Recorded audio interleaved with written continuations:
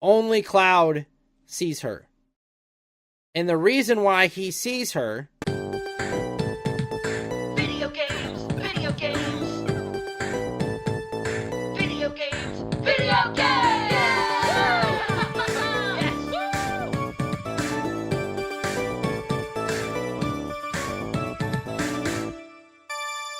So I saw a bunch of FF7 news today that I wanted to talk about. Alright, so let's get to this first one. By Josh Coulson. The final draft of Final Fantasy VII Remake Part 3's story is complete. Honestly, I would have guessed that at this point. You would assume, if they're already in development for the game, you would assume that before Rebirth was even done, the writers working on it and everything, right? I think this is the first time that they've confirmed it. Since the gap between Final Fantasy VII Remake and Rebirth was 4 years, you might assume we'll be waiting until 2028 for the trilogy to be completed.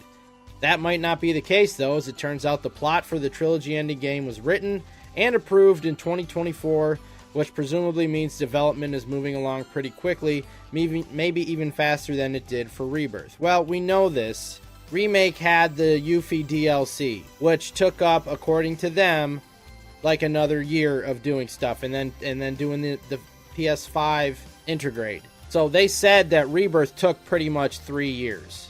So that's this 4 years development is not correct. It was 3 years according to the developers. And most of us are not assuming 2028. Most of us are assuming 2027 because that's also the 30th anniversary of the original game. Remake and Rebirth's producer Yoshinori Kitase confirmed as much during a recent interview with Famitsu. Kitase revealed that Rebirth director Tetsuya Nomura... Do these people do any research? Come on, Josh Coulson. Nomura was not the director of Rebirth. It was Hamaguchi. Nomura is the creative director, not the director. There's a difference. There's a big difference. He was the director of Remake, but he was not the director of Rebirth. That was Naoki Hamaguchi. So Nomura handed in a complete version of the plot for the third part of the Final Fantasy VII Remake trilogy at the end of 2024. That meant the scenario for the next game could be finalized, adding that they are very satisfied with what Nomura has come up with for its conclusion. We all know that Nojima is the writer. So Nomura being the creative director, from what I've heard other people talk about that are familiar with the situation, is he does like the outline, the roadmap kind of. Kitase, who was a director on the original Final Fantasy VII, told Nomura that he wants Part 3 of the remake trilogy to respect the OG FF7 while also concluding the new series in a satisfying way, giving players the chance to experience things that weren't possible when Final Fantasy VII was first released in 1997. And we heard Hamaguchi say that in that video interview we watched. Remember, he said one of his goals was to ask the original guys what did they want to do that they couldn't do on the original game because of the limitations of the hardware. Confirmation that the plot for Part 3 is now complete comes almost exactly 1 year after the minds behind Final Fantasy VII revealed that the first draft of the final game had been written. Well, if the entire first draft was written, that tells you that the plot was completed before then. Because you come up with the plot first, and then you write the full thing out. So, what they're pretty much confirming is the final draft has now been written. Clearly, Kitase had been at work tidying up that first draft. Well, Kitase's not the writer. That is Nojima. Not only is it safe to assume that the Rebirth team at Square is pushing on with Part 3, but that the studio has made it very clear that's the plan. Obviously, if all goes to plan, perhaps the remake story will end before the launch of the PS6. And that takes us in to the second story here. Final Fantasy VII producer reassures fans that Remake Part 3 won't be a PS6 exclusive. This we really have to try to figure out what the hell does he mean by what he says here. This is not a clear quote. Final Fantasy VII Rebirth producer Yoshinori Kitase has confirmed that the remake's third and final part won't be exclusive to the PS6, suggesting that it'll launch during the current generation. But is that what he really said? This is what he said. While speaking to 4Gamer, Kitase was notified of fans being worried about the next game being exclusive to PlayStation's next-generation console. In response, Kitase laughed the comment off and said, "No, you can rest assured about that one." And that's all he said. Whoever was interviewing him said, fans are worried about this being a PS6 only game, and he laughed and said no. But that's not saying that it's not going to be a PS6 game, necessarily. He could be saying, no, it's going to come out on PS5, which we all think it's going to anyway by 2027, right? But he also could be saying, yeah, it's going to be on PS6, but it'll also be on PC or Xbox or something else. So this isn't like a confirmation of anything, really. But they didn't really ask him to dive into it and explain. So, no, you can rest assured about that one, being it's not going to be exclusive to the PS6. But that just tells us either it's not going to be on PS6, it's going to be on PS5. It could be on both PS5 and PS6. It could be on PS6 and PC and Xbox. So, all we can confirm from this is it will not only be on PS6. That's basically what we can get on that one. Alright, so here we go. We're going to get into some spoilers here. So, anybody doesn't want to hear spoilers for Rebirth, you are warned. Final Fantasy VII Rebirth producer expected the mixed reactions to the confusing ending. Final Fantasy VII Rebirth producer Yoshinori Kitase has confirmed that the team expected a mixed and divisive response to the game's confusing ending and how it depicts Aerith's fate. As almost everyone knows by now, Aerith ends up getting killed by Sephiroth towards the end of the original game, which many cite as one of the most tragic deaths in an RPG. Since the remake trilogy is more of a meta reimagining, fans were very curious to see how Rebirth would handle the scene, and the end result was confusing to say the least. Final Fantasy VII Rebirth's take on Aerith's fate is a lot more confusing than the original. Well, the original's not confusing at all. It's clear that she's dead in the original. I mean, who's getting confused on that one? Sephiroth frickin' stabs her, she dies, and Cloud buries her body in the water. I don't think who was confused by that. It's a lot more confusing than the original, and it makes it unclear whether she's truly dead or has a chance of coming back due to the multiverse shenanigans. We're speculating here. I think it was made pretty clear that she's dead. Only Cloud sees her. And the reason why he sees her is because he was the only one that stepped through the rift before he went into the city. Oh, it's an excellent way to keep people talking. Absolutely. So if you guys remember the end of Rebirth, before we go to see Aerith in the City of the Ancients, we get a rift like on the highway at the end of Remake. Now, do you remember they all stepped through the rift at the end of Remake on the highway? Then the world started splitting off into more worlds. You saw the buildings go into two buildings, so it created new realities. In this rift, Cloud was the only one that walked through. Remember that? None of the other ones went through the portal. Cloud was the only one. So, I think that is why Cloud is seeing her. Because he split the reality, he was the only one that was involved in the split. The others weren't. So he's seeing that newly created reality, while everybody else that did not go through the portal do not. So I think she is definitely dead, but Cloud created a second reality where she lived, and he's the only one that sees it. That is my interpretation of the ending. I don't think it's a multiverse in the sense of how we know multiverses from other forms of media. I think it's new realities are being spawned. So it's not like Earth 1, Earth 2, Earth 3. Every time something happens, we're getting splits. That's just my opinion. But I think that's what's happening here. I think Cloud is in two realities at the same time. Or he's not actually in them. He's seeing them both. What caused that portal? That's a good question.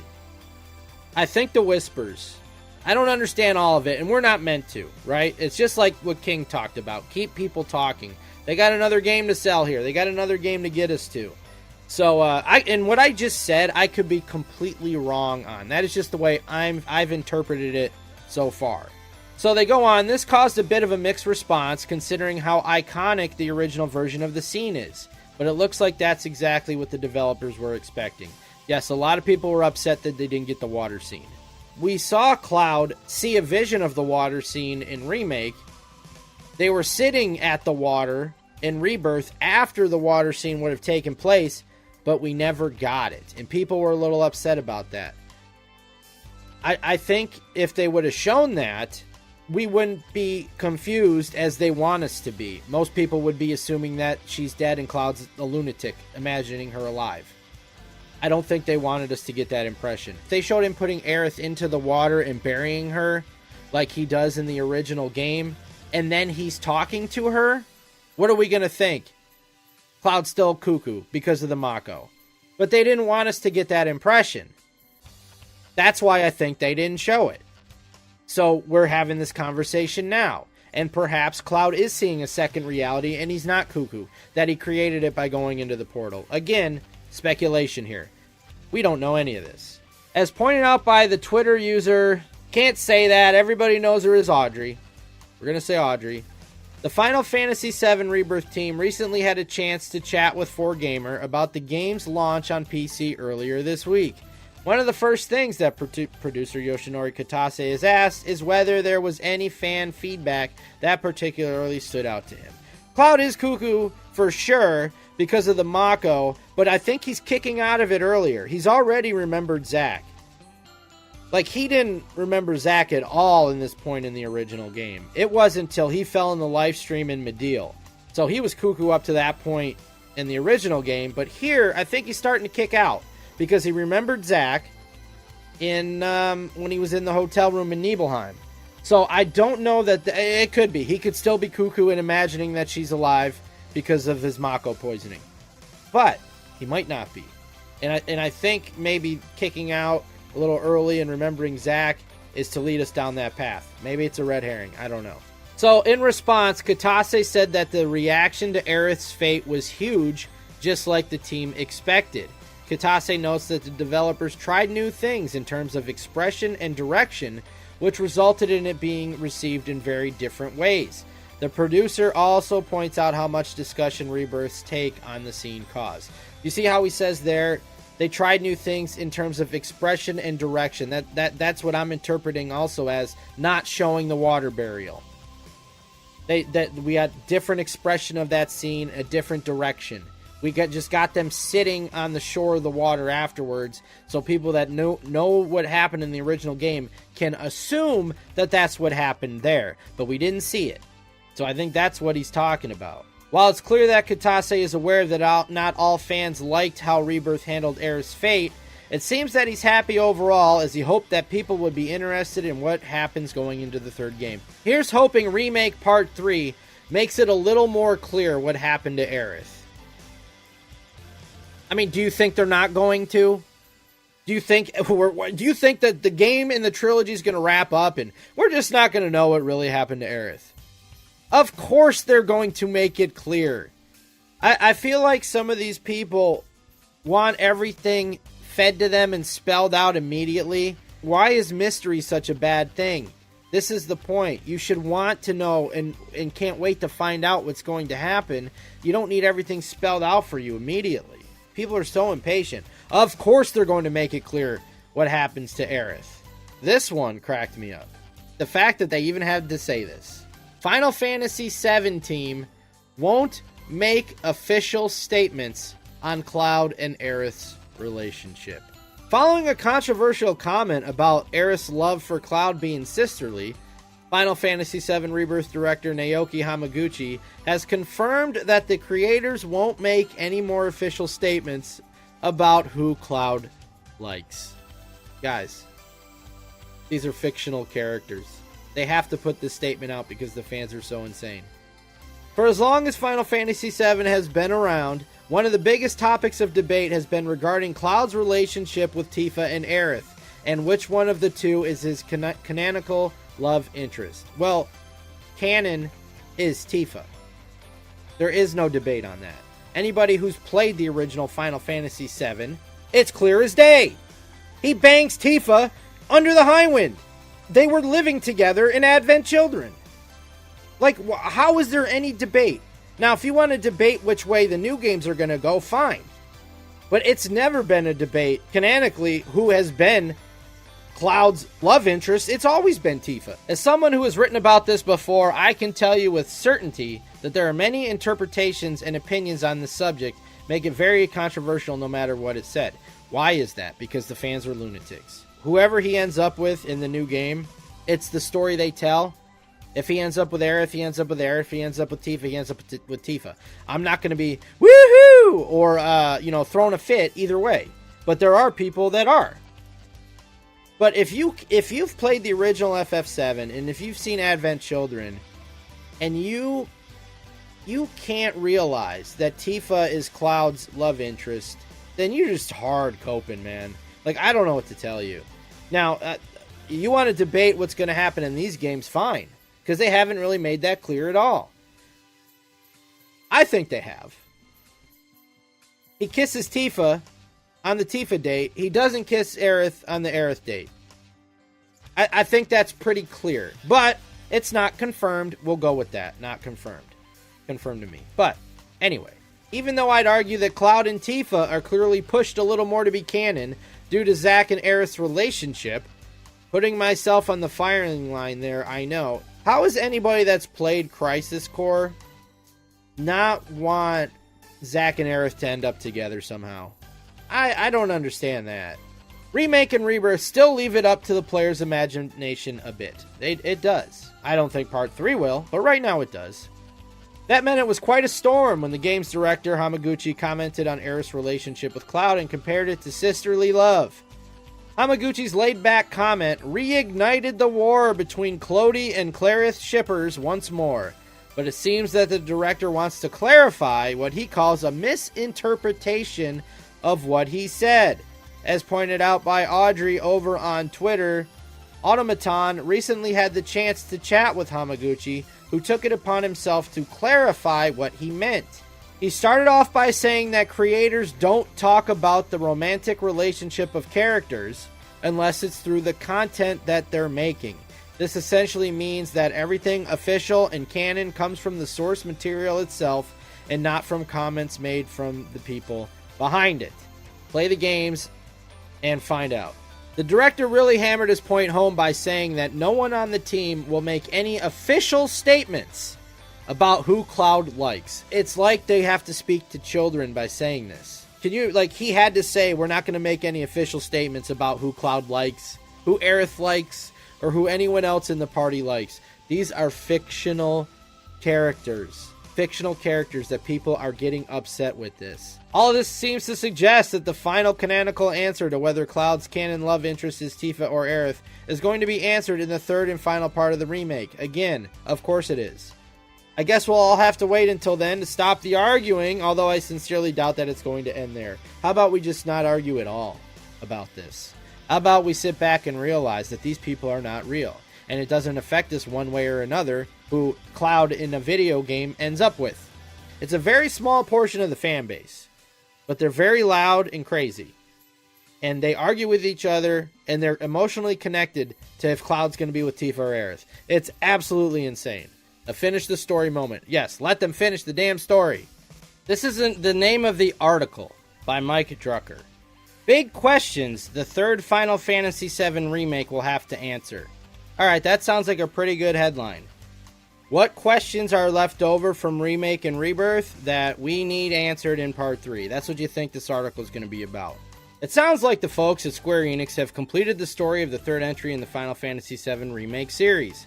If you're a big Final Fantasy VII fan like me, that means you can't wait to play the latest entry and possibly kind of forget what happened in the previous game. Catch yourself back up on what happened in the previous game and then remember that you didn't remember because it didn't make a huge amount of sense. This sounds like somebody that doesn't want to think for themselves and doesn't like in-depth storytelling and wants to be spoon-fed and know everything. Oh, you're aware of what happened? Part of me is worried about spoiling things, but honestly, this sub-series is relatively spoil-proof.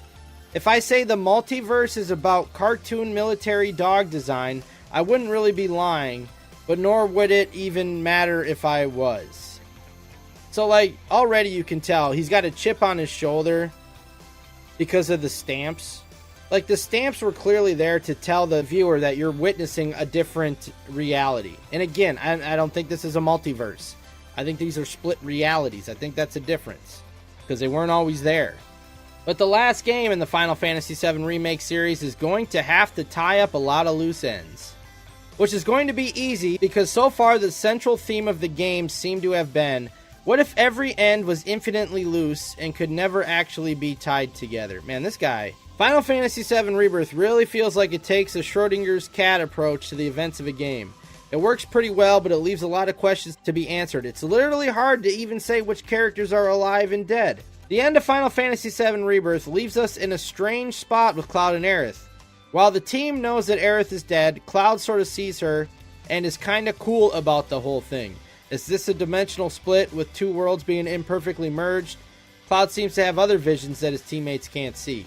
We know that Cloud isn't completely in control of his own mind, so perhaps it's an illusion of his own creation. Everything he's saying right now are all the questions they want us to be asking. But it seems like Red 13 can also sense Aerith, so that indicates it's more of a dimensional split. The fact that Red 13 can sense her, that could also be a spiritual thing. She's in the life stream, she's an ancient, so maybe he is sensing her spirit. So he's not necessarily sensing her in a different reality, because he didn't step through the portal. But do you see the questions he just asked? So while he went through everything he was talking about earlier, like he didn't understand, like, oh, nothing is being tied together, he understood it perfectly, because he just asked all the questions that they want us to be asking. One of the big plot points of Final Fantasy VII Rebirth was that an infinite number of worlds were in danger due to Sephiroth's meddling. It's a bit more complicated than that, with what can be kind of almost not really described as factions of multiversal ghosts pushing and pulling at the events of the game to restore a proper timeline. No, that's not what happened. In Remake, they weren't trying to restore a proper timeline, the Whispers. They were keeping it on track. They made sure Jessie broke her ankle, so she couldn't go on the Mako 5 reactor run, because she didn't in the original game. They directed all of these things to keep it on track.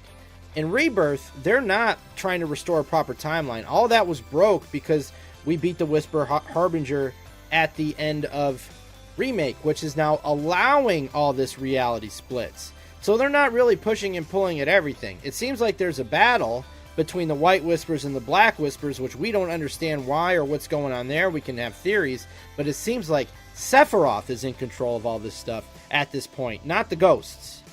That's the way I'm understanding it anyway. Were Whispers part of the original FF? No. But I think they have kind of retconned that they were there, and we just didn't know it because of a couple scenes, one in Remake and one in Rebirth. The one in Remake, if you ever notice, like, did it ever make sense of how Cloud fell through the church and landed in the flower bed and lived? In Remake, the Whispers guide him down safely. So that makes you think that's what must have also happened in the original. Also, when he's chasing Aerith, when Aerith's talking to him and then she's going off and Cloud is like slow motion walking as she's going away in the original game, in Rebirth, the Whispers are holding him back, and that's why he's fighting to get through the Whispers to get there. So while they weren't there in the original game, I think they've explained that they were. You just didn't see them. Okay, this is where I knew what this article actually was. Cloud, Strife, and friends are facing a threat beyond anything they've ever dealt with before. And to fight that threat, they stop every 5 minutes to play a collectible card game. Now we get to the crux of this article. He's complaining about minigames. And to fight that threat, they stop every 5 minutes to play a collectible card game or learn piano or ride dolphins. Let's just take the dolphins one. This guy says he's a big FF7 fan. Well, then he would know in the original game that Mr. Dolphin helped Cloud get up to the top of Junon. And so why does he ride the dolphin in Rebirth? To do the same exact thing. So he's not stopping to play with the dolphin. That's how the main quest continues. It's part of the plot.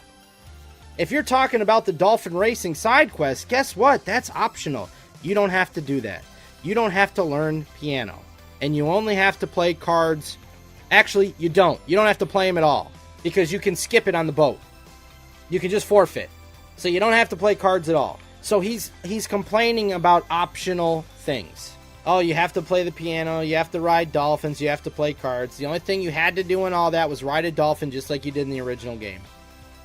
Fans gearing up for the finale have to ask, will the team be able to put aside their little break times to prevent Sephiroth from destroying all timelines to become the ultimate god? You could have put aside all your break times in Rebirth. If you didn't like all that stuff but you chose to do it anyway, that's on you. But if the crew broke the universe by defeating the Whisper Harbinger, does that mean that reuniting the worlds and the rumored Final Fantasy VII Reunion title, who's rumoring that it's going to be called Reunion? Because everybody that I've heard is pointing out the same thing that I think, that there's no way in hell it will be called Reunion. Because Crisis Core was called Reunion. If they were going to call this one Reunion, they wouldn't have called Crisis Core Reunion. But then again, I guaranteed that the next Nintendo console would not be called Switch 2, and we saw how that turned out. So maybe the odds are in favor that it will be called Reunion. But does that mean that reuniting the worlds will fix things? And for whom? Characters reach across dimensions to deliver things. Do they all blink out of existence if Cloud set things right? Cloud went to the other dimension, took something, and brought it back. So it's not like the other Aerith passed the holy materia into this dimension. No, Cloud went there, and she gave it to Cloud, and Cloud brought it back and gave it to the other Aerith. So that's a little misleading how he's saying this. Do they all blink out of existence if Cloud sets things right? What even is right after splitting a multiverse? You're still looking at this as a multiverse. I'm taking this as a what if. These are all what ifs, and they're all possible now. But only one of them will happen, or they'll all get merged. I don't think there's multiple Aeriths. I think it's the same Aerith living different possibilities. I think it's the same Zack living different possibilities. But that's my speculation. Like I said, Final Fantasy VII Rebirth is approximately 10% role-playing game and 90% feeling a sense of annoyed horror whenever you come across another round of Moogle mischief. He better be joking here if he honestly thinks it's 10% role-playing and 90% annoyed with minigames. You didn't have to do the Moogle game. You didn't have to do any of them. So quit complaining that there's too much content and just don't do the content you don't want to do because you don't have to, and let those of us that enjoy all this extra content continue to enjoy it. If we were forced to do all these and he was annoyed by it, I can understand his complaints. All the stuff he's complained about, he didn't have to do any of it except for one dolphin lap, which is a story thing that's exactly played off of what happens in the original game. And honestly, it's not as annoying in Rebirth as it is in the original game. So I don't know. Maybe at some point, someone who's friends with Cloud might clear their throat and be like, hey, so not to be annoying, but we can't really spend 3 hours trying to clear another Fort Condor thing. It doesn't matter, and let's be honest, the side story doesn't have any juice. Yeah, it did, because that was a Gilgamesh thing. Like you get things from all these side quests that help them on their journey. Aerith even says in Rebirth, what we need to do is not cheap. We need to earn money somehow. So they even explained in the game why you can be doing all these extra side quests, because they have to earn Gil to continue on their journey. So it's even explained in the story, and you still don't have to do it. Hey, maybe some of the alternate dimensions actually have mini games with a point. Dude, you missed the entire point. This is a whiny article about things that he didn't even have to do, and he missed the entire point of that. Come on, Mike. Come on. You said it yourself that you are a big Final Fantasy VII fan. Play through Rebirth again with an open mind. Play through it again and skip all these things that you do not like. Skip all the mini games. And then rewrite another article. Because, man, come on, man. You're reaching with this one.